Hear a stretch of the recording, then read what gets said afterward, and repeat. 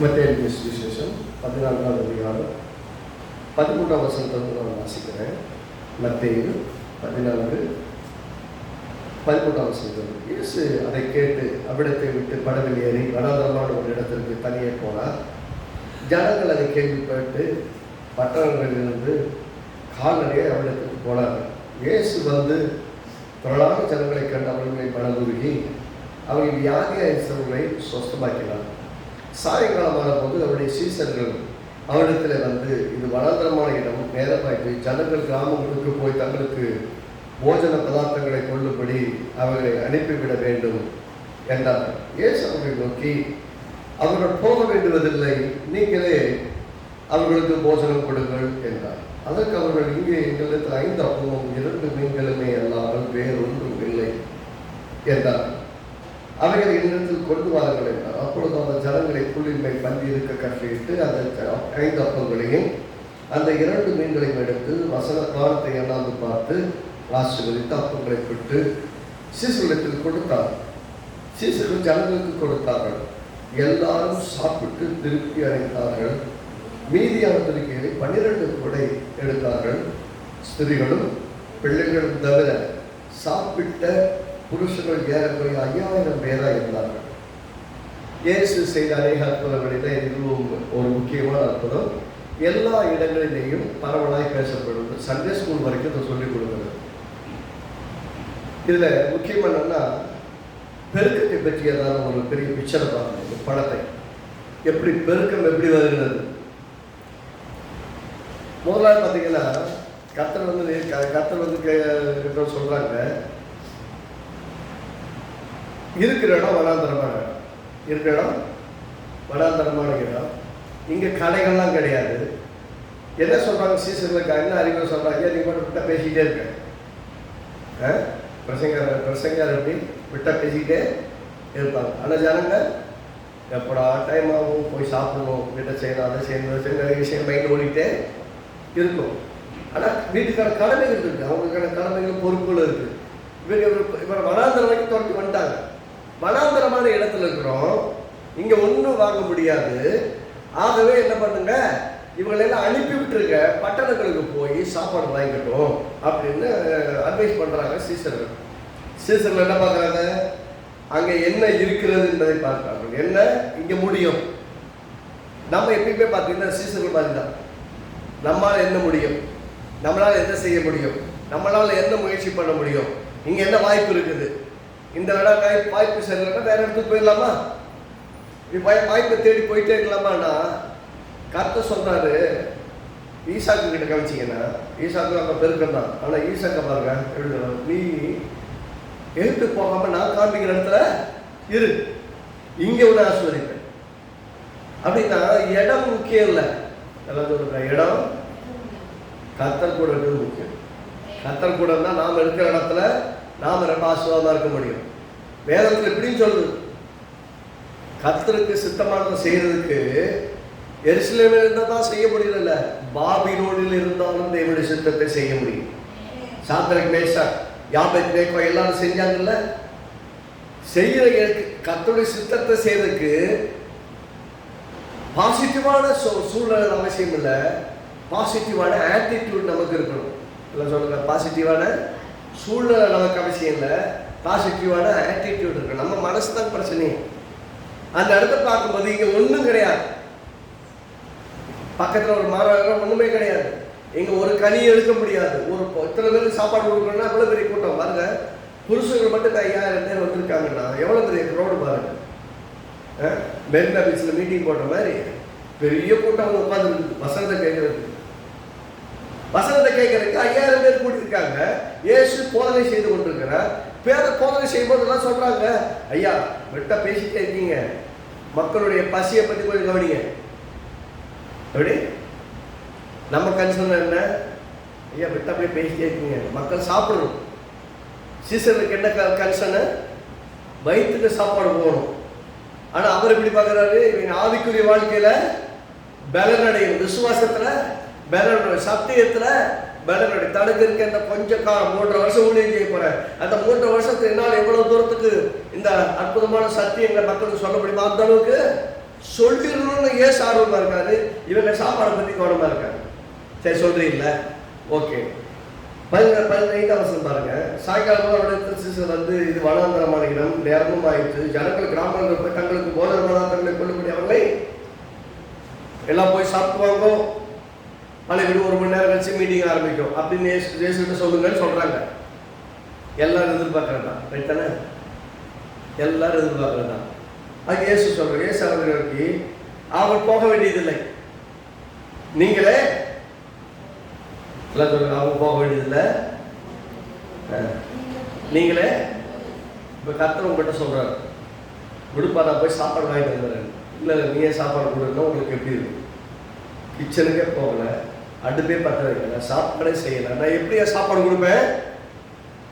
மந்திரமணியா சாப்பாடு வரும்? நான் கதை சொல்றாங்க, எனக்கு திடீர்னு கதையை ஞாபகப்படுத்துறேன், அதனால சொல்றேன். ஒரு வழிபோக்கர் வரும்போது நீதிமானை கர்த்தர் பசியினால் மருந்து விடுதல்னு வசனம் இருக்கு இல்லையா, அது மைண்ட்ல வந்துருச்சு அவனுக்கு. மைண்ட்ல வந்த உடனே நீதிமான் கர்த்தர் பசியினால் மருந்து விட அப்படின்னு இருக்கேன். அப்ப நான் பசியா இருக்க போறது இல்லை, நான் பட்டியா இருக்க போறது இல்லை, நான் எப்படி சாப்பிடுவேன் அப்படின்னு சொல்லிட்டு விசுவாசம் வர. அது முழுசா பிக்சர் ஞாபகம் இல்லை. ஆனால் வரும்போது அவங்க கையில் 2 சாப்பாடு போட்டலாம் கிடைக்குது. ஆனால் அவன் என்ன சொல்றான், நீதிமானை பசியினால் இருந்த மருந்து விடுவதில்லைன்னு சொல்லியிருக்கீங்க, நான் கையால் எடுத்து சாப்பிட மாட்டேன். ஆனால் எனக்கு பசி, இது எப்படி குசும்பு? நான் கையில் எடுத்து சாப்பிட மாட்டேன். ஆனால் என்ன பண்ணணும்? என் பசி, என்ன பசியில் படிக்க விட மாட்டீங்களே அப்படின்னு சொல்லிட்டு இருக்கான். நம்ம நடந்துட்டா உடம்பு டயர்டாகி போச்சு, களைச்சிட்டான், ஒரு மரத்துக்கு வந்து உட்காந்துருக்கான், கண் முன்னாடியே சாப்பாடு வச்சிருக்கிறான். அந்த வழி இன்னொருத்த வந்துருக்கிறான். வந்தோடனே அவன் திருடுறவன். அவன் வந்துட்டு, என்னடா என்ன சாப்பாடு வச்சுட்டு உட்காந்துருக்க அப்படின்னா, பசியாக இருக்குதுங்க, டயர்டாக இருக்குது. இது என்னதுடா சாப்பாடு? ஏன்டா சாப்பிடல? இல்லை சாப்பிடல, வெள்ள நீ எடுத்து சாப்பிடும். இப்போ பாருங்க, பசியில் இருக்கிறான் அவன், சாப்பிடாம சொத்துன்னு ஒருத்தருக்கு என்ன பண்ணுறான், நீ சாப்பிடுங்கிறான். அவன் சாப்பிட்றதுக்கு பயந்துக்கிட்டு, எப்படி சாப்பிட்றதுக்கு பயந்துக்கிட்டு அவனை சாப்பிட்றான் சாப்பிட மாட்டேங்கிறான், அடிக்கிறான், சாப்பிட மாட்டேங்கிறான். கடைசியில் வாயில் எடுத்து வச்சு திணிச்சு வாய் நல்லா வச்சு திணிச்சதுக்கு அப்புறம் அவன் சாப்பிட்டான். அவன் சாப்பிட்டு உயிரோட தான் இருந்ததுன்னா அவன் மீது தான் சாப்பிட்டு போயிட்டான். இல்லை நல்லா தாண்டா இருக்கு, அப்புறம் ஏன் நம்ம கையில் சாப்பாடு வச்சுட்டு ஏன்டா அப்படி பண்ணுறதுன்னு திட்டிட்டு போயிட்டான். இது வந்து சொல்லுவாங்க, அது வந்து மாரல் ஆஃப் த ஸ்டோரி. கர்த்தர் வசனம் சொல்லிக்கிறாரு, சத்தியம், அதில் மாற்றமே கிடையாது. எதுக்கு அடி வாங்கி சாப்பிடணும்? கையில் சோறு கிடச்சிருந்த ஜாப் பண்ணி சாப்பிட்டுக்கலாம்ல. ஆண்டவரே எனக்கு சோத்தை கொடுத்ததுக்காக ஸ்தோத்திரம். ஆனால் சோறு கையில் இருக்கணும், ஆனால் நான் கையால் சாப்பிட மாட்டேன். ஆனால் நான் சாப்பிடணும், அவனுக்கு பசியா, ஏன்னா நீதிமான பசினால வருத நான் பசியாக இருக்கிறேன். ஆண்டவரே இது எப்படின்னா, அந்த மிகைப்படுத்தி ஆண்டவருடைய வசனத்தை டெஸ்ட் பண்ண முயற்சி பண்ணால் அடி வாங்கி தான் சாப்பிடணும். நிறைய சமயங்கள் வாழ்க்கையில் கர்த்தர் கொடுத்த வாக்கு தத்துவத்தை ஈஸியாக சுதந்திரிக்க விட்டு போட்டு அடி வாங்கி தான் நம்ம சுதந்திரிக்க வேண்டியதாக இருக்குது. தேவையில்லாத அவமானங்கள், நிந்தைகளை அனுபவிச்சு தான் சுதந்திரிக்க வேண்டியது. தேவையில்லாத ரணங்கள் சொல்றாரு. அவங்களாம் வனாந்தரத்துக்கு போக வேண்டியது இல்லைப்பா, வனாந்தரத்துக்கு வெளியே போக வேண்டியது, நீங்கள் சாப்பாடு கொடுங்க. யோசிச்சு பாருங்க, எங்களுக்கு எப்படி இருந்திருக்கும் பாருங்க. என்ன ஏன் கடை திடீர்னு போட்டு போயிருந்தாங்க, அதாவது சாப்பிடட்டும் அப்படின்னு நான் ரெக்கமெண்ட் பண்ண வந்தா நீயே சாப்பாடு கொடுங்க. நிறைய அலுவலகத்தில் அப்படி தான் நடக்கும்.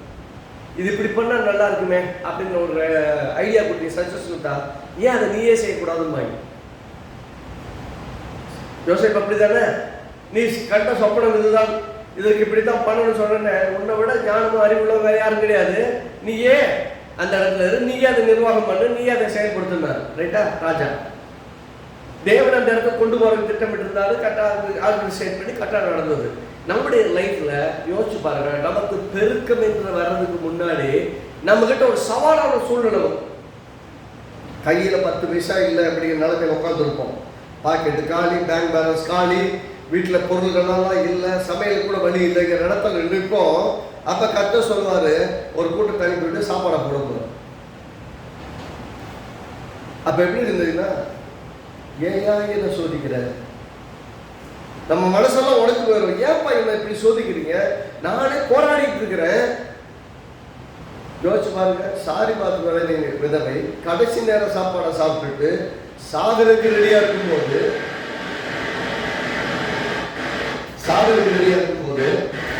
என்ன பண்றாரு?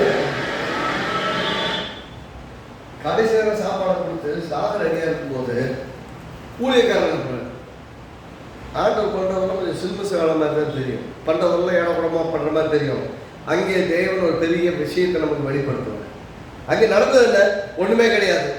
இந்த அம்மா மறி சாகருக்கு போறேன், கஷ்டம் இந்த அம்மா எப்படி கொடுத்துருக்கு தெரியுங்களா? பெருசா விசுவாசம் தான் இருக்காது. சரி சாக போறோம், கொஞ்சம் சீக்கிரமே சாகும், அதனால அவனுக்கு ஒரு பங்கை கொடுத்துட்டு சாகும். ஏன்னா பிடிவாதம் பண்ணிக்கிறாரு, எனக்கு கொடுத்துட்டு அப்புறம் உனக்கு செய்ய உனக்கு சாப்பிடுது. அநேக சமயங்கள் நம்முடைய வாழ்க்கையில தேவன் நம்மை பெருக்கத்தை பார்க்க வைக்கணும்னா அதுக்கு முன்னாடி நமக்கு ஒரு சவாலான சூழ்நிலை கொடுப்பார். எப்படி சொல்லல, நமக்கே இல்லைங்கிற நிலைமை இருக்கும், நம்மளாலே முடியாதுன்ற இருக்கும், இல்லை நம்மகிட்ட ரொம்ப குறைவா இருக்கும், ஆனா பெருசா எதிர்பார்ப்பார். இங்க நல்லா கவனிக்கணும். இந்த பெருக்கம் வர்றதுக்கு முன்னாடி 5000 பேர் சாப்பிட்டாலும் முடியுது அந்த கதை. ஆனா 5000 பேர் சாப்பிட்டாங்கன்னு சொல்றதுக்கு முன்னாடி ஏற்கனவே என்ன பண்ணிருக்காங்க இந்த பசங்க? ஃபர்ஸ்ட்ல ஃபீல்டு அனாலிசிஸ் பண்ணிருக்காங்க. ஃபீல்டை அனலைஸ் பண்ணிருக்காங்க. ஃபீல்ட்ல எவன்டா சாப்பாடு வச்சிருக்கீங்க? ஒவ்வொருத்தரா போய் கேட்டுருப்பானா இல்லையா? இந்த 12 சீசர்கள் 5000 பேருக்குள்ள பூந்து ஒவ்வொருத்தருக்கிட்டையா போய் நீங்க என்ன சாப்பாடு வச்சிருக்கீங்க, நீங்க என்ன சாப்பாடு வச்சிருக்கீங்க, நீங்க என்ன சாப்பாடு வச்சிருக்கீங்க, இல்லையா இல்லையா இல்லையா இல்லையா இல்லைன்னு எல்லாரும் சொல்ல. ஒருத்த மட்டும் சொல்றான் இருக்குங்கண்ணா. ஒரே ஒரு பையன் மட்டும் இருக்கட்டா. எவ்வளோ இருக்கு? 5 அப்பம் 2 மீன் இருக்கு. 5 அப்பமும் 2 மீன் இருக்கு. பரவாயில்ல, 5 அப்பம் 2 மீன் இருக்கு. இங்க ஃபீல்ட்ல என்னதான் நிலைமை என்னன்னா 5000 பேர் இருக்காங்க, பட் 5 அப்பம் தான் இருக்கு. மீன் 2 மீன் தான் இருக்கு. ஃபீல்டு போட்டு சொல்லுது, இதெல்லாம் இவ்வளவு மக்களுக்கு என்ன கொடுன்னு சொல்றீங்க, இருக்குது 5 அப்பம் 2 மீன் தான் இருக்குது. நான் இன்னைக்கு சொல்றேன், உங்ககிட்ட என்ன இருக்குது? உங்ககிட்ட என்ன இருக்குதோ அதை வச்சுதான் கர்த்தர் ஆரம்பிக்க சொல்றேன். What you have, start with that. உங்களுக்கு இருக்க இந்த கொஞ்சம் பலம் சொல்லுங்க, இந்த கொஞ்சம் உனக்கு இருக்க இந்த பலத்தோட போ. எந்த பலனு? எல்லாம் ஓடி வகையில் ஒளிஞ்சிருக்கிற சமயத்துல கிதியோன் மட்டும் அறுவடை பண்ணிட்டு இருக்கிறான். கவனிச்சிங்களா? அந்த பிக்சரை பாருங்க. எல்லாரும் ஓடி உயிருக்கு பயந்து கெவியில ஒழிஞ்சுக்கிட்டு இருக்கிறாங்க. இவன் ஒருத்த மட்டும் வெளியே அறுவடை பண்ணிக்கிட்டு இருக்கிறான். எவ்வளவு பெரிய தைரியம் வேணும், எவ்வளவு பெரிய தைரியம் இருந்தா. ஆனா அவன் தைரியசாலிங்கிறது அவனுக்கே தெரியல. அவனுக்கு ஒரு வேளை இன்னைக்கு இந்த சாப்பாடு கிடைக்கிறன்னா பட்டியா கிடந்து செத்து போடுவீங்கிற கூட அறுவடை பண்ணிக்கலாம். செத்தாலும் சாவோம், உயிரோடு இருந்தா பார்ப்போம் அப்படின்னு கூட விவசாயம் பண்ணிருக்கலாம், அறுவடை பண்ணிருக்கலாம். ஆனா கர்த்தர் எப்படி பார்க்கிறாரு? அவனால முடியும் பார்க்கிறாரு. உங்களை குறித்து கர்த்தர் பார்க்கிற விதமா உங்களை பார்க்க முடியுதா? கிதியோனை பார்க்கும்போது உனக்கு இருக்கிற இந்த பலத்தோட போன்னு சொல்லும் போது நல்லா புரிந்து கொள்ள, இது கிதியோனை பற்றியதல்ல, உங்களையும் என்னையும் பற்றியது. நம்ம பார்த்து சொல்றாங்க, உனக்கு இருக்க இந்த பலன் போதும், நீ பெருகிறதுக்கு எனக்கு திறமை இல்லை, ஞானம் இல்லை, அறிவு இல்லை, அந்த அளவுக்கு பெரிய அறிவாளிகளோட போட்டி போடுவதற்கு தேவையான எனக்கு டேலண்ட் கிடையாதுன்னு சொன்னா, கர்த்தர் டேலண்ட்டை வச்சு மேலே வைக்கிறவர் இல்லை. கர்த்தர் உங்களை மேலே வச்சு டேலண்ட்டை கொடுக்குறவர். மேலே வச்சுட்டு வைக்கிறதுக்கு தேவையான டேலண்ட்டை கொடுத்து அங்கே கொண்டு போறது இல்லை, அங்கே வச்சுட்டு தேவையான டேலண்ட்டை கொடுப்பாரு. நான் கேட்கிறேன், நீங்க புதுசா ஒரு வேலையை ஒரு காரியத்தை செய்யறதுக்கு ஒரு வகையை உபயோகிக்கும் போது எந்த அளவுக்கு நீங்க திறமைசாலிகளா இருந்தீங்கன்னு யோசிச்சு பாருங்க. எல்லாவற்றையும் நீங்கள் கற்று தேர்ந்தீர்கள், கற்று வளர்கிறீர்கள், கற்று சம்பாதிக்கிறீர்கள், கற்று உழைக்கிறீர்கள், கற்று அந்த காரியத்துல அடுத்த நிலைக்கு போய் கொண்டிருக்கிறீர்கள். அப்படின்னா நீங்க ஆரம்பிக்கும் போது கொஞ்சம் திறமை இருந்தது, கொஞ்சம் ஆர்வம் இருந்தது, வேலையை கத்துக்கிட்டீங்க. வேலையை கத்துக்கிற விஷயம் எப்படி இருக்கும்னா, கர்த்தருடைய பெருக்கத்தை அனுபவிக்கிறதுக்கு பெரிய பிக்சர்லாம் வேணாம். எப்படி சொல்லுவாங்கன்னா, பெருசா சீனெல்லாம் கிடையாதுங்க. போனை கர்த்தரை கொடுத்தாரு, வேலையை கொடுத்தாரு, இன்னைக்கு நான் இந்த அர்த்தம் வயத்தில் இருக்கேன். இது 100% உங்களுக்கும் தெரியும், உங்களுக்கு நல்லா தெரியும். 100% கிருபையில கிடைச்ச வேலை, கிருபையில கிடைச்ச பணம், கிருபையில கிடைச்ச வருமானம், கிருபையில கிடைச்ச உயர்வு. இது என்ன குறித்து நான் பெருசா சொல்லிக்கிறதுக்கு ஒண்ணுமே இல்லை. ஏன்னா கர்த்தர் அப்படிதான் பண்றாரு. எப்பயுமே உங்களை பற்றி நீங்க பெருசா சொல்லிக்கிற மாதிரி ஒரு பிக்சரே இருக்காது. அப்பதான் கர்த்தர் உங்களுக்கு ஒரு பெருசா கொடுப்பாரு. அந்த பெருசா வரும்போது அந்த பெருசா அனுபவிக்க முடியாதபடி மனத்தடைகள், வீட்டுல தடைகள், சுற்றில தடைகள், நிறைய தடைகள் கண்ணு முன்னாடி பார்ப்போம். ஒன்னு கர்த்தர் ஸ்டார்ட் பண்ணிட்டாருன்னா எவ்வளவுதான் டிலே ஆனாலும் அவர் செஞ்சுதான் முடிப்பார். என்ன விஷயம்னா இந்த பார்த்துக்கணும். கரெக்டாக ஃபீல்டு அனாலிசிஸ் சொல்லுது 5 அப்பம் 2 மீனை தவிர இந்த வனாந்தரத்தில் ஒன்றுமே கிடையாது. அப்படின்னா என்ன அர்த்தம்? 5 அப்பம் 2 மீன் இருக்கு. எல்லாம் 5 அப்பமும் சைஸு பெருசு, அவைலபிலிட்டி. இது எப்படி இருக்குன்னா பெரிய வனாந்தரத்தில் 5 லட்சம் புருஷர்கள்னா பெண்கள் எவ்வளோ பேர் இருந்தாங்க, குழந்தைகள் எவ்வளோ பேர் இருந்தாங்க என்னன்னு தெரியாது. இவ்வளோ பேருக்கு சாப்பாடு கொடுக்கணும். ஆனால் அவ்வளோ பெரிய ஃபீல்டு ரிப்போர்ட்டில் எப்படி பார்த்தீங்கன்னா 10,000 குறையாமல் இருப்பாங்கன்னு வச்சுக்காங்க. குழந்தைங்க பெரியவங்களாம் சரி 10,000 பேர் இருப்பாங்க. 10,000 பேர் சாப்பாடு போடணும். ஒரு கல்யாணம் பண்ணி பார்த்தா தெரியும் 10,000 பேர் சாப்பாடு போடுறது எப்படி, எவ்வளோ காஸ்ட் ஆகும். ஆனால் அவங்க எளிமையாக சொல்கிறாரு, நீங்கள் சாப்பாடு கொடுங்க.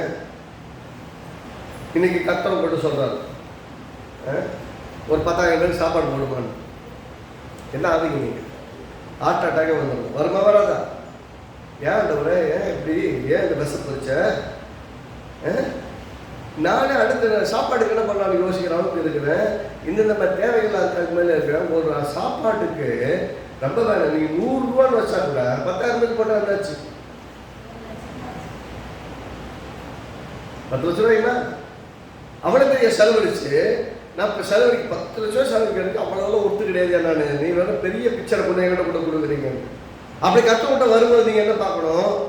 சொல்கிறவர் யாருன்னு பார்க்கணும். அவரால் உங்களை அந்த அளவுக்கு செய்ய வைக்க முடியலைன்னா உங்கள்கிட்ட அதை கொண்டே வரமாட்டார். திரும்ப சொல்றேன், உங்களால் ஒரு காரியத்தை செய்ய முடியாதுன்னா அதை உங்கள்கிட்ட கொண்டே வரமாட்டார். உங்களால் செய்ய முடியும் அப்படிங்கிறனால உங்கள்கிட்ட கொண்டு வந்து கொடுக்குறாரு. அப்ப கொண்டு வந்து கொடுக்கறவனுக்கு தெரியும் உங்களால் இதை செய்து முடிக்க முடியும்னு. அதுக்கு தேவையான கிருபை தருவாரு, பலனை தருவாரு, பொருளாதாரம் தருவாரு, ஞானம் தருவாரு, மக்களை தருவாரு, உழைப்பாளிகளை தருவாரு. சொல்லுவாங்க உங்ககிட்ட இல்லைங்கிறதெல்லாம் இருக்கும். 100 விஷயங்கள் இருக்கும். உங்ககிட்ட இல்லைன்னு சொல்றது 100 காரியங்கள் இருந்தாலும் அதன் மத்தியில இருக்குங்கிறதுக்கு ஒன்று இருக்கும். என்ன இருக்கு? ஒண்ணுமே இல்லைன்னா வசனம் இருக்கு. எங்கிருந்து ஸ்டார்ட் பண்ண? வசனத்தோட ஸ்டார்ட் பண்ண. உங்களுக்கு இருக்கிற இந்த பலன் போதும். அதை வச்சு என்ன பண்றாரு? பெரிய காரியங்களை சரி அவர் ரெடி. இங்க பாத்தீங்கன்னா நல்லா கவனிங்க, இடம் சரியில்லை. இடம் என்னது? வனாந்தரம். நல்லா கவனிக்கணும். இடம் வனாந்தரம். இடம் நல்ல இடமான்னு கேட்டா சரியில்லாத இடம். அப்புறம் நேரம் சாயங்காலம் ஆச்சு 6 மணிக்கு. இந்த மாதிரி வனாந்தரமான இடத்துக்கு ஒரு பக்கத்தில் கிராமங்கள்ல போனால் 6 மணிக்கு கடையாச்சு போயிடுவாங்க. ஒன்றும் கிடைக்கவே கிடைக்காது. ஒரு பட்டணங்கள்லே போனால் கூட பெருசாக கடையெல்லாம் இருக்காது. நானும் ஒரு சில சமயம் போய் மாட்டியிருக்கேன் பாருங்க. இந்த ஹில் ஸ்டேஷன் பக்கம் போனாலும் சரி, ஊருக்கு பக்கமெல்லாம் பார்த்தீங்கன்னா 9 மணிக்கு எல்லாம் பார்த்தீங்கன்னா செலவோடு இருக்கும்.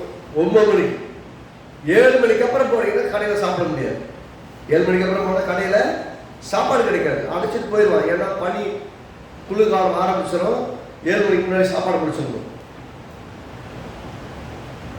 சில வில்லேஜஸ்ல போய் பாருங்க, 5 மணிக்கு அப்புறம் கடை இருக்காது. 5 மணி வரைக்கும் தான் கடை இருக்கும். நைட்டில் போனால் சாப்பிட்ற மாதிரி இருக்கு. சென்னையில் சாப்பிட்ற மாதிரி நைட்டெல்லாம் மிட் நைட் பிரியாணியெல்லாம் சாப்பிட முடியாதுங்க.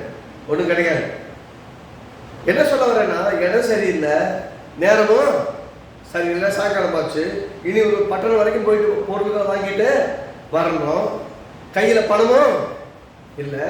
அதான் இல்லைங்கிறது நிறைய விஷயங்கள் இருக்குங்க. இடம் சரியில்லை, நேரம் சரியில்லை. சொல்லுவாங்கல்ல, எனக்கு நேரம் சரியில்லைங்க, அப்படியெல்லாம் நடக்குது. நாம் சொல்கிற நேரமெல்லாம் வேற. இடம் சரியில்லை, நேரம் சரியில்லை, பணம் இல்லை, இருந்தாலும் பொருள் வாங்குறதுக்கு கடைகள் இல்லை, பொருள் வாங்க முடியாது. அப்படியே வாங்கினாலும் இவ்வளோ பேருக்கு, 5000 பேருக்கு, 10,000 பேருக்கு எப்படி சாப்பாடு கொடுக்க? உள்ளே ஒருத்தர் ஃபைனான்ஸ் மேனேஜர் இருக்கிறாரு. யாரு? யூதாஸ் காரியத்தை என்ன சொல்லியிருப்பாரு? ஐயோ, இருக்க காசு செலவச்சு என்ன பண்ணுறது? ஆண்டவரே, நீ பெரிய பட்ஜெட் தான் சொல்றீங்க, அவ்வளவுக்கு நம்மகிட்ட காசு இல்லாதவரே, அவ்வளோலாம் செலவழிக்க முடியாது. 10,000 பேருக்கு எப்படி சாப்பாடு போடுவீங்க? இதெல்லாம் பெரிய விஷயம், நீங்களே சாப்பாடு கொடுக்க சாதாரணமாக சொல்றீங்களே அப்படின்னு சொல்லியிருப்பாரு. ஆனால் அவர் சொல்லும் போதே பெருக்கத்திற்கான தெளிவோட விட அந்த விசுவாசத்தோட, இயேசு விசுவாசத்தோட தான் சொல்றாரு, நீங்க கொடுங்க. இயேசு விசுவாசிக்கிற மாதிரி தான், ஆமா விசுவாசிக்கணும் தான். இதை நான் செய்ய வல்லவர் என்று விசுவாசிக்கிறாங்க. ஒவ்வொரு முறையும் கேட்டுட்டு செஞ்சாரு. செய்யும் போதெல்லாம் ஒன்ன சொல்றாரு, பிதாவானவர் செய்கிறதாக காண்கிறது எல்லாம் நானா எதையும் செய்யல, நானும் எதையும் பேசவே. அப்புறம் வனாந்தரத்துல இன்னைக்கு ஒரு தேவை வரும்னு இயேசுக்கு காலையிலே தெரியும். ஈவினிங் என்ன தேவை வரும் காலையிலே அவருக்கு தெரியும். ஈவினிங் இந்த தேவைக்கு என்ன செய்யணுங்கிறது கட்டடத்திலிருந்து தெய்வத்திலிருந்து வார்த்தையை பெற்றுக்கணும். அதனால நீங்களே வனாந்தரத்துல கொடுங்கிறார். இந்த ஜனங்களுக்கு நல்லா கவனிக்கணும். இந்த கூட சீசர்களுக்கு ஆபிரகாமின் சந்ததிகள் நல்லா கவனிக்கணும். யாரு? ஆபிரகாமின் சந்ததிகள். வனாந்தரத்துல 40 வருஷம் சாப்பாடு கொடுத்தாரு. அந்த தேவன் தான் இங்க கூட உட்கார்ந்து இருக்கிறாருன்னு அவங்களுக்கு தெரியவே இல்லை. நான் என் கூட இருக்கிற தேவன் யாருன்னு தெரியலன்னா பெருக்கம் உங்களுக்கு பெரிய பிரச்சனையாவே இருக்கும். என் தேவைகள் சந்திக்கப்படுவது கேள்வியாவே இருக்கும்.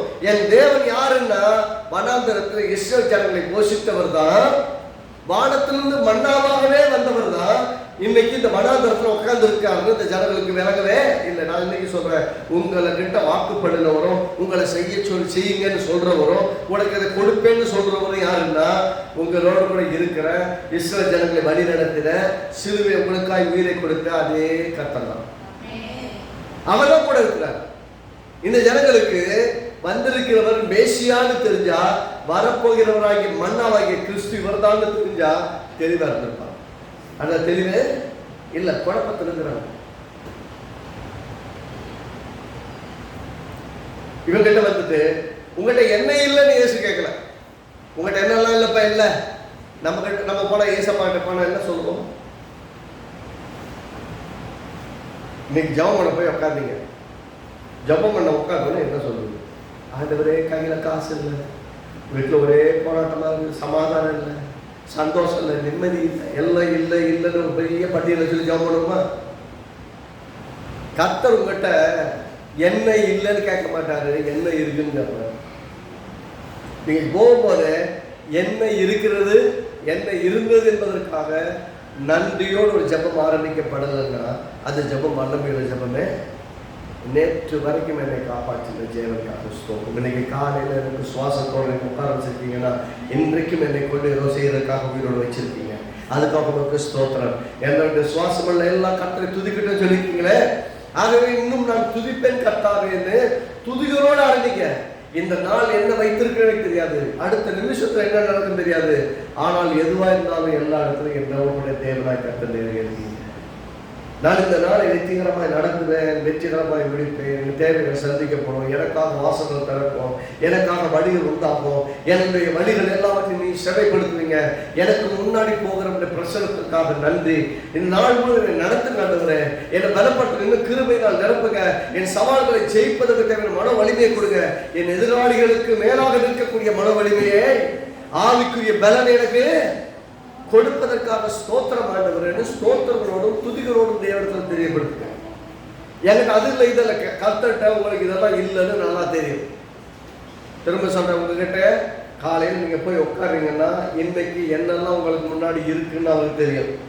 உங்ககிட்ட என்னெல்லாம் இல்லைன்னு அவருக்கு தெரியும். இல்லைங்கிறதையும் இருக்கிற சவால்களையும் போய் கர்த்தர்கிட்ட சொல்லாதீங்க.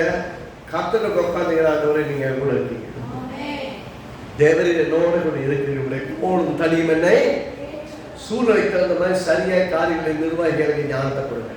எல்லா காரியத்தையும் சிறப்பாக நிர்வாகிக்க தேவையான பலனை கொடுங்க, விவேகத்தை கொடுங்க, எனக்கு அறிவை கொடுங்க, ஆற்றலை கொடுங்கன்னு ஜெபத்தோடு ஆரம்பிக்கணும். பெருக்கம் வரணும்னா இதான் வழி. நீங்க சாப்பாடை கொடுங்கன்னு கர்த்தர் சொல்றாரு.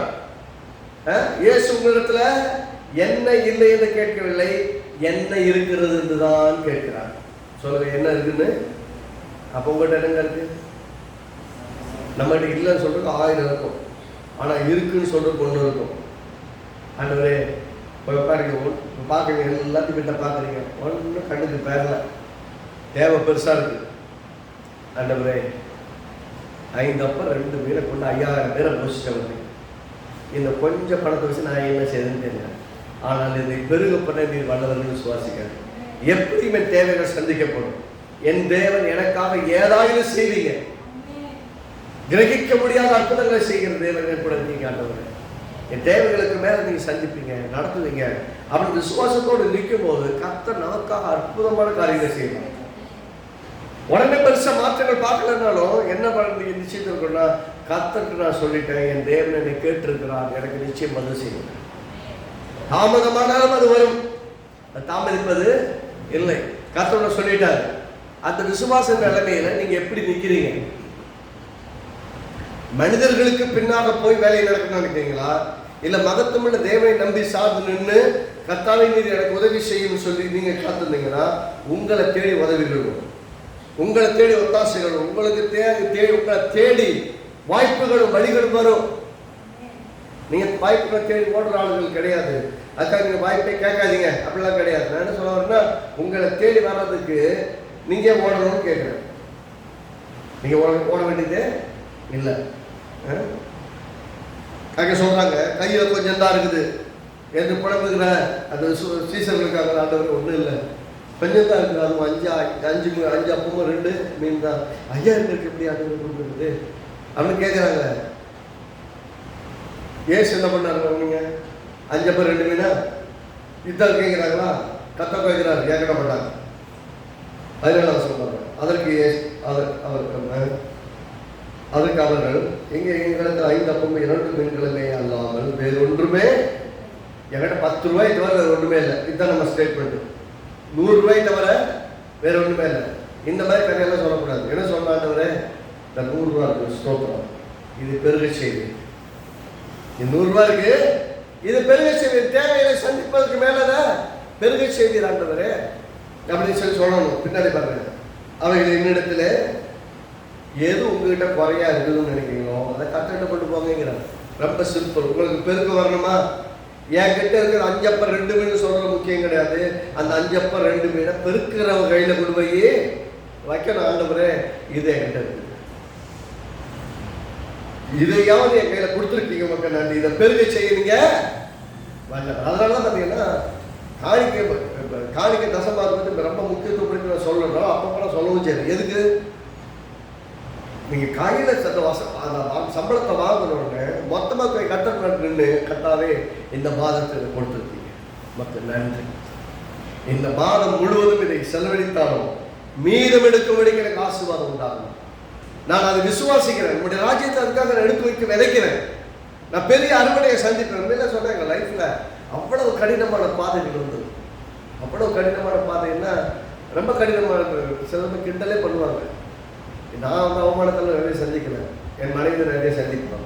கடையில் போனாலே இந்த வருது அப்படி சொல்லி இந்த கராக்கி அந்த கராக்கின்னு பேசுவாங்க. அந்த அளவுக்கு ஈனப்படுத்துவாங்க. ஏன்னா நம்ம நிலைமை அப்படி, நம்ம அப்படித்தான் போய் வாங்குறோம்.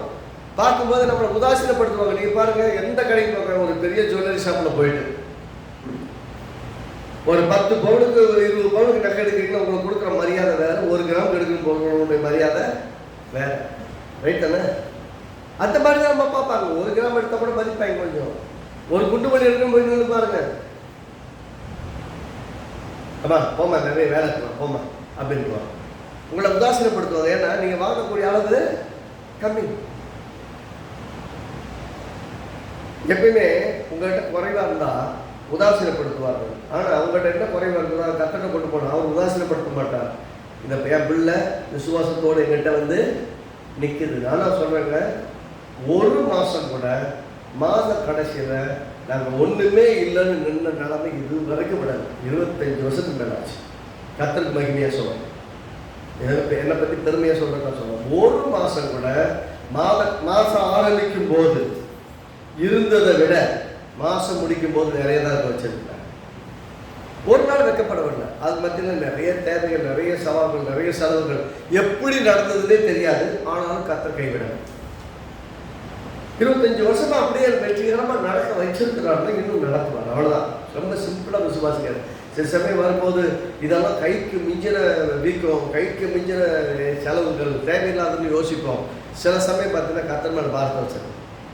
சில காரியத்தை செய்யாமே போறதும் கட்டாமல் இருக்காது, ஆனால் செய்யவும் செய்யணும். அதே நேரத்தில் கத்தரை நம்பணும். இந்த கேப் வந்து கத்தரை தான் ஃபில்லப் பண்ணணும். யோசிங்க, சொல்றாரு கையில் கொஞ்சம் தான் இருந்தது என்று புலம்புறதை விட தேவனை துதிக்க ஆரம்பிச்சோம் இல்லையா? பெரிய தேவன் இருந்தாலும் பெரிய தேவை இருந்தாலும் கர்த்தரை துதிக்கணும். என் தேவரோட பெருசாக கண்டவர் வனாந்தரத்தில் காடுகளை கொண்டு நிரப்பி 30 நாளைக்கு சாப்பிட்டு கொடுக்க முடியும்னு நினைக்க செய்வீங்க. 40 வருஷம் வனாந்தரத்தில் சாப்பாடு கொடுக்க முடியுமா இன்னைக்கு எனக்கு செய்யுங்க. என்ன வெக்கப்பட விட மாட்டேங்கன்றவரேன்னு கர்த்தரை குறித்த விசுவாசத்தை நீங்கள் அறிக்கிடுங்க. வருமானம் சொல்ல இல்லையா? உபாகம் 8:18 நோட் பண்ணிக்கங்க, வீட்டில் உட்காந்து வாசிங்க. உபாகம் 8:18 வருமானம் வந்ததுன்னா கர்த்தரை என்ன பண்ணணுமா? அது துதிக்கணும்னு சொல்றாரு. உன் தேவனாகிய கர்த்தரை நினைப்பாயாக, அவரே ஐஸ்வர்யத்தை சம்பாதிக்க உனக்கு பலனை. உபாகம் 8:18 அவரே ஐஸ்வர்யத்தை சம்பாதிக்கிறதுக்கான பலனை உனக்கு கொடுக்கிறவர். அவர் நினைச்சு பாருங்கிறார். கை நிறைய சம்பளம் வரும்போது, நல்ல மதிப்பெண்கள் வரும்போது, நல்ல உயர்வு வரும்போது, நல்ல வேலை வரும்போது, நல்ல ஸ்தானம் வரும்போது, நல்ல வஸ்திரங்களோட, நல்ல உடைகளோட, நல்ல ஆசீர்வாதங்கள் வரும்போது யாரை நினைச்சு பார்க்கணும்? கர்த்தரை நினைச்சு பார்க்கணும். நான் சொல்றேன், தேவனாகிய கர்த்தரை நிலைப்பாயாக, அவரே ஐஸ்வர்யத்தை சம்பாதிக்க, நல்ல வேலையை சம்பாதிக்க, நல்ல வருமானத்தை சம்பாதிக்க, நல்ல வீட்டை கட்ட, நல்ல தொழிலை தொடங்க, நல்ல தொழிலை செய்ய, நல்ல படிக்க, நல்ல மதிப்பெண்கள் எடுக்க உதவி செய்கிறவர் அவரே.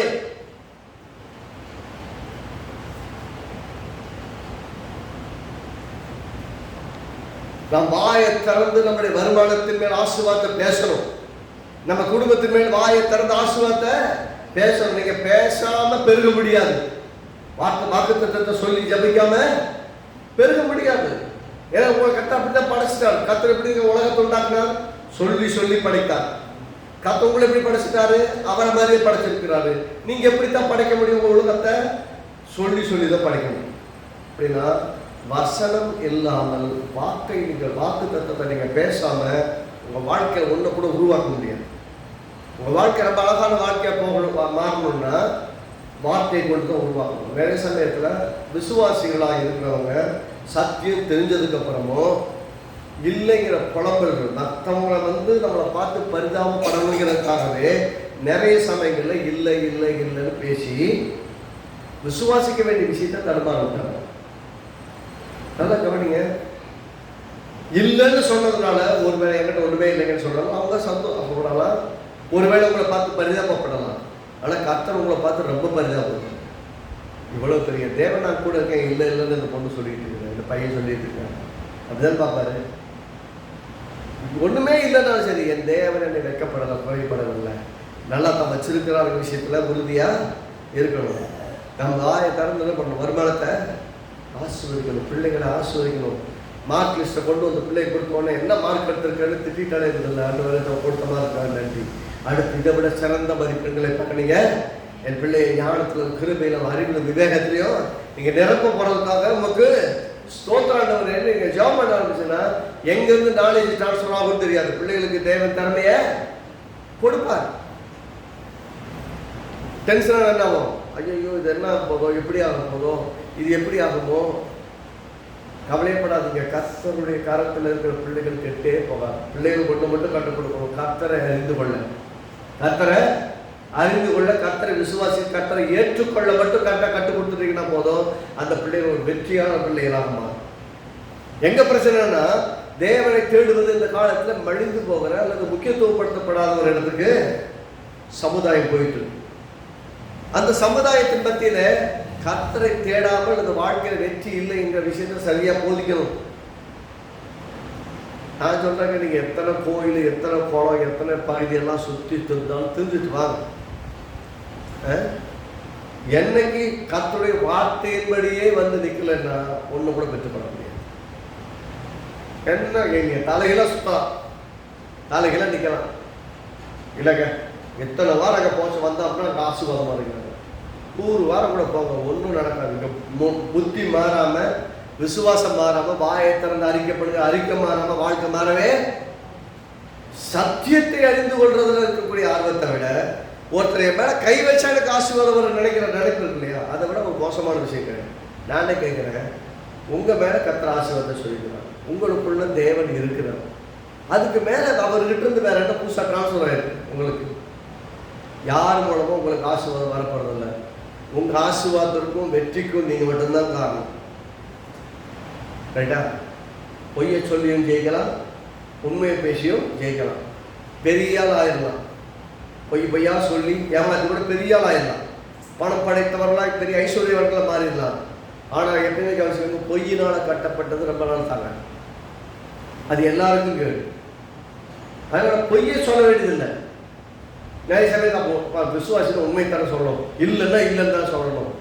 ஆனால் கர்த்தர் சொல்றது பலவீன தன்னை பலவான் என்று சொல்லுவாராகன்னு சொல்றாரு. அப்படின்னு என்ன அர்த்தம்? உனக்கு என்ன இருக்குதுன்னு சொல்லாத, இல்லாதவர்கள் இருக்க வேண்டிய போல அழைக்கிறவரை போல வாழ்க்கையில எல்லாம் கொண்டு வர்றதுக்கு பேசுறாரு. அப்ப என்ன இருக்குன்னு பேசுறதை விட, என்ன இல்லைன்னு பேசுறதை விட, எது உண்டாக வேண்டும் அதை பேசணும். என்ன இருக்குதுன்னு பேசக்கூடாது, என்ன இல்லைன்னு பேசக்கூடாது, எது வரணுமோ அதை பேசணும். உண்டாகட்டும் அதான் சொல்றாங்க, உண்டாக கடவுள். அதான் இயேசுவோட லாங்குவேஜ். தேவனுடைய லாங்குவேஜ் என்ன? உண்டாக கடவுள். இங்க ஆசீர்வதிக்கிறார், அதற்கு அவர் அவைகளை எடுத்துக்கொண்டு வார்கள், அப்பொழுது அவர் ஜனங்களை புல்லின் மேல்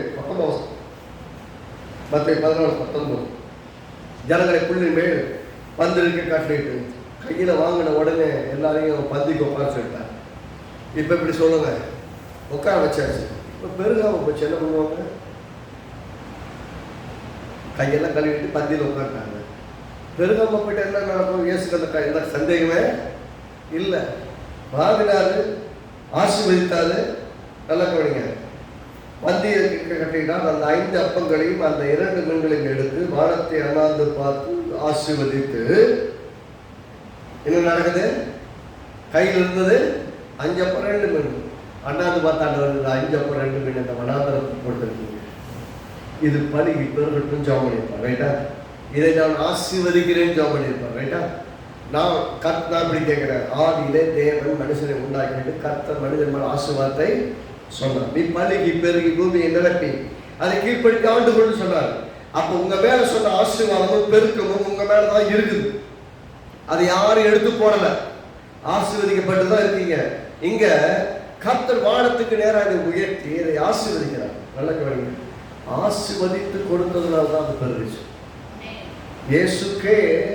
இயேசுவே அதை நேராக உயர்த்தி இதை ஆசீர்வதித்து இதை தான் விட்டு கொடுக்கிறார். அதுதான் எல்லாத்தையும் டிஸ்ட்ரிபியூட் ஆகுது. எல்லாம் கொடுத்ததுக்கப்புறம் கடைசியாக வசனம் முடிக்கும் போது எல்லாம் சாப்பிட்டு திருத்தெடுத்தார்கள். மீதியான துணிக்கைகளை 12 கூடை நிறைய எடுத்தார்கள்.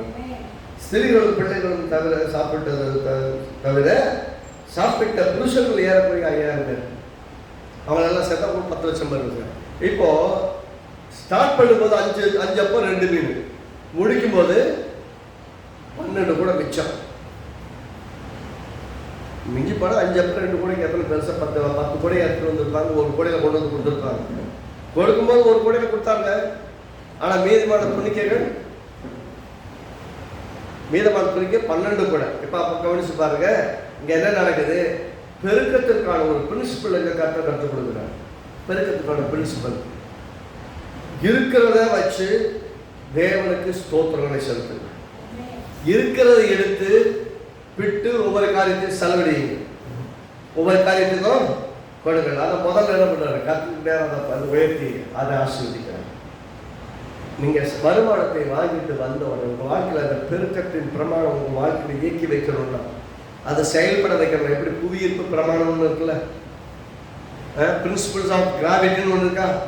மேலே தூக்கி எறியப்படுகிற எந்த பொருளும் கீழே வந்துதான் விழுகும், தரையில தான் விழுகும். பறக்கலாம் பறக்காது. நீங்க தரையில நிற்கும்படியாக தான் இருக்கீங்க, பறக்கலாம்னா.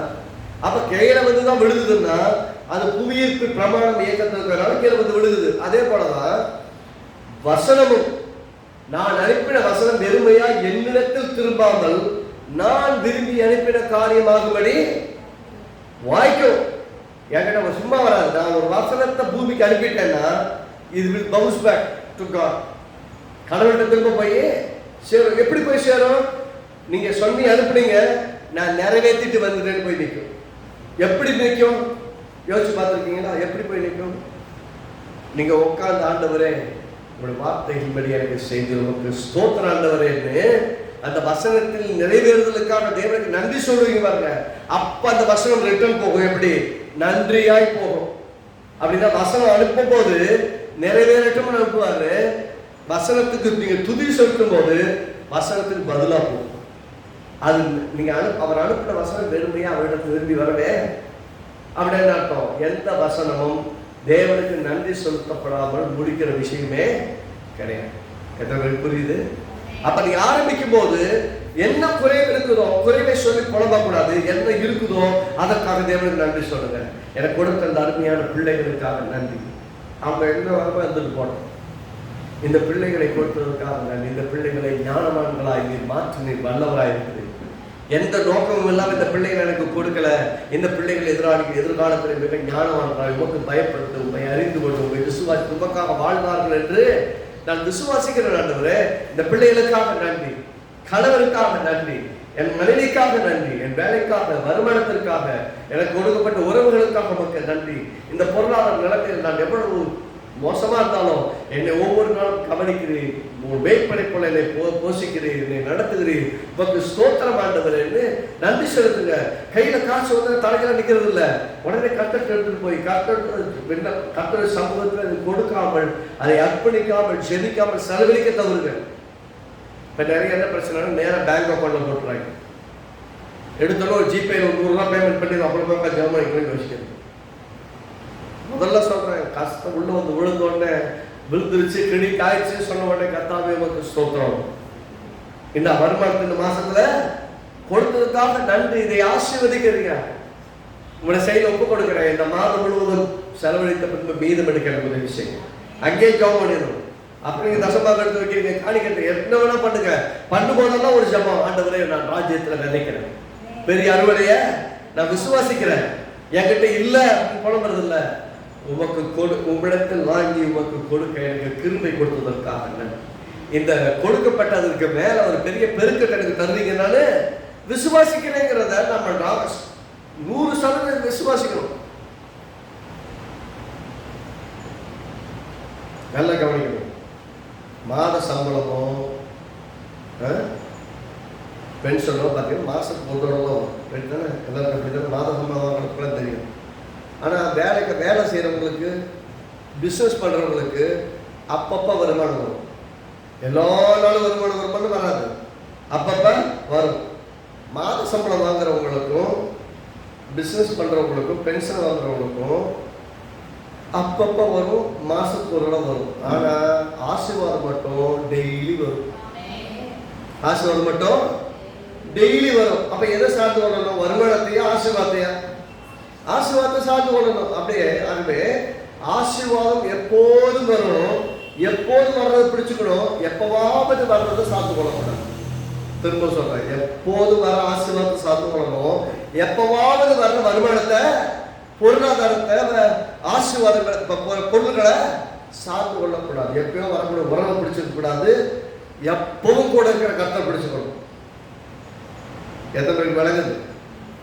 பெருங்கணும் அப்படின்னா பிரமாணம் தான். கையில வந்ததை நேர கர்த்தருக்கு நேரம் உயர்த்தி, கர்த்தாவே இதை ஆசீர்வதித்து பெருக செய்ய, இந்த மாதம் முடிந்த பின்பு நான் மீது இருக்கணும். அந்த விதத்தில் ஆசீர்வாதங்களை கற்றெடுக்காண்டவரை நீங்கள் ஜெபம் பண்ணலாம். கர்த்தர் உங்களுக்காக வானத்தின் பலகடிகளை திறப்பார். இடம் கொள்ளாமல் போகப்பட்டு உங்கள் மேல் ஆசீர்வாதங்களை வசிக்கப்படுவார். வனாந்திரத்திலே 40 வருஷம் போஷித்தவரும், வனாந்திரத்திலே 5000 பேரை போஷித்தவரும் தான் நம்முடைய தேவன். இன்றைக்கும் அவர் தான் நமக்கு ராஜாவாக இருக்கிறார், நம்மை போஷிக்கிறவராக இருக்கிறார். நான் உங்களை திக்கற்றவர்களாய் விடேன் என்று சொன்னவர் அவர் தான். அவர் தான் நிச்சயமாகவே உடைய ஆசீர்வாதத்துடைய பெருகு பண்ணேன் சொன்னவர் அவர் தான். இருக்கிற கர்த்தரையில கொண்டு கொடுங்க, விசுவாசத்தோடு சொல்லுங்க, ஆண்டவரை இதை நீரே கொடுத்து இதை பெருக செய்யுங்க, ஆண்டவரை ஜெபம் பண்ணுங்க. கர்த்தர் நிச்சயமாய் பெருக செய்வார். ஆமென். கர்த்தர் நல்லவர். ஹல்லேலூயா.